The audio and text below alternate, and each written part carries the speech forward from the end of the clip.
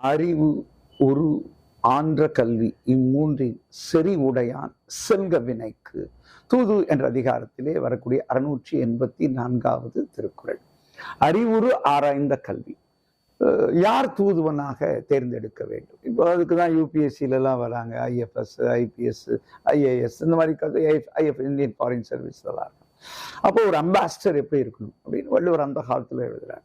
அவன் சிறந்த அறிவாளியாக இருக்க வேண்டும். அறிவு உரு என்றால் பார்க்க தகுந்தவனாக, தன் உருவத்தை அவன் நல்ல ஒரு பிளசன்ட் லுக் அப்படின்னு சொல்லுவாங்க, அந்த மாதிரி இருக்கணும். ஆராய்ந்த கல்வி இங்கதான் ரொம்ப முக்கியம். கல்வி என்று வள்ளுவர் எழுதவில்லை, ஆராய்ந்த கல்வி.